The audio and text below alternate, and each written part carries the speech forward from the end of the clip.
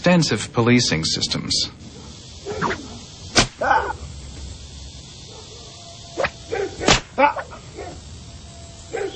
A slave, especially under these circumstances, wants to survive, wants to be free.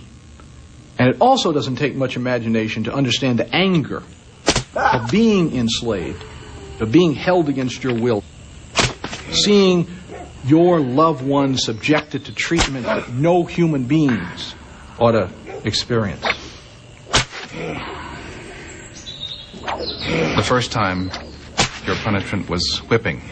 If you ran away a second time, there would be an R branded on your right cheek. The third time, one of your ears would be severed, and another R would be burned onto your left cheek for runaway.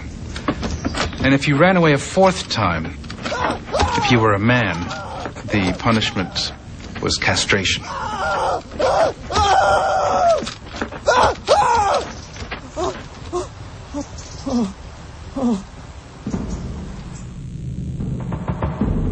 Gruesome punishments that had been familiar in England were exaggerated in the slave society.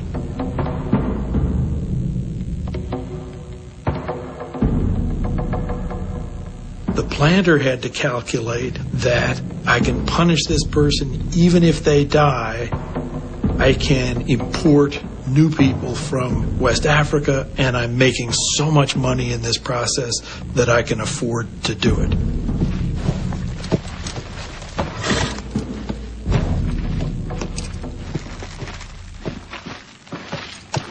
The inhumane treatment says a lot.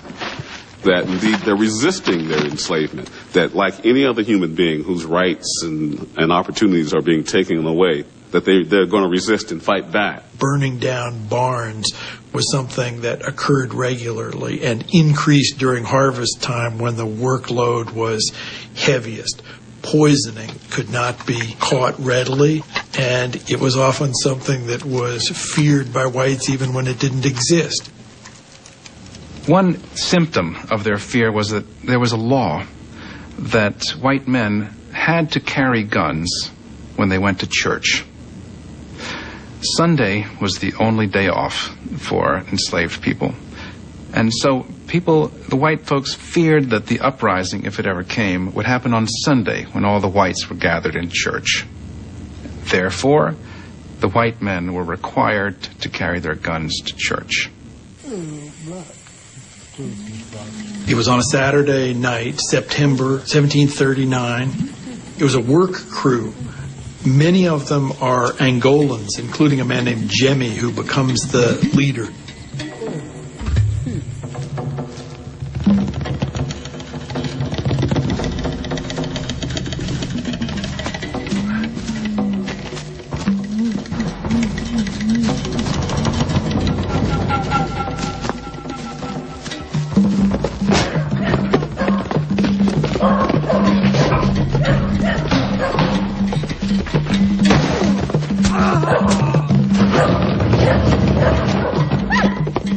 The fated Sunday finally came on the Stono River, southwest of Charleston.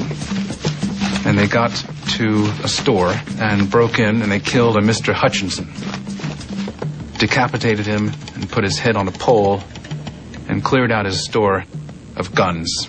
It happens in harvest time, which is the time when blacks are being worked the hardest. It also happens in malaria time, and there is an epidemic going on in Charleston, which has virtually shut down the town.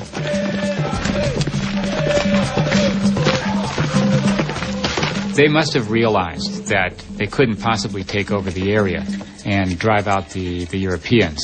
But they did recognize the possibility that if they took common action as soldiers, they might be able to escape. The governor of Florida had already issued a decree that any African who was a slave who made it to Florida would be free, and there was indeed a colony there of ex-slaves. There is this African manned fortification, and when the Stono rebellion breaks out, it becomes clear that what these people are trying to do is to reach Fort Mose.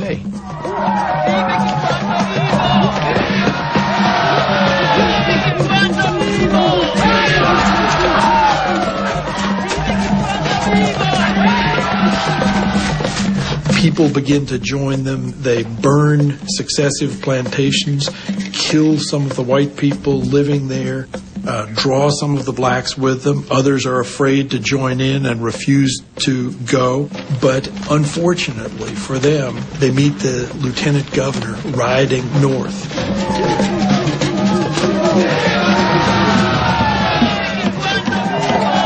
They gave chase to him, but he was able to sound the alarm, and then, of course, a posse is formed, and they set out after this group of Africans.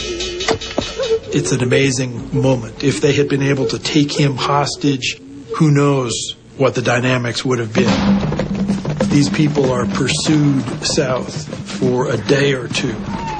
If they had been able to go another 24 or 48 hours so that more people could have joined them, their strength would have been greater, and who knows what the prospects would have been. And the whites came on them. They surrounded these men and they fired on them. A lot of them were scattered. Many of them were killed. Some of them escaped into the swamp, but those that they did capture, they chopped their heads off and put their heads on poles leading out down what is today US 17 out of Charleston to send a message to the other Africans. This is what will happen to you if you rebel. After the Stono Rebellion, all of the separate laws governing slavery were consolidated into a single code. This black code restricted the movement of black people and regulated almost every aspect of the lives of the enslaved. The crushing of the Stono Rebellion was a tragedy. To me, these people were freedom fighters. Someone like Jimmy, newly arrived from Angola, is able to show others around him that this is not the only way to live. This can change. It may not change this time, but it will change in the future.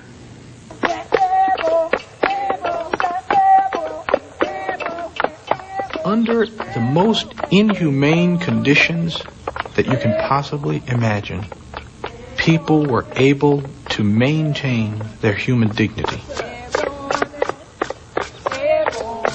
It gives you some insight into the resilience of the human spirit, that it is possible for human beings to make the decision, I will not be defeated.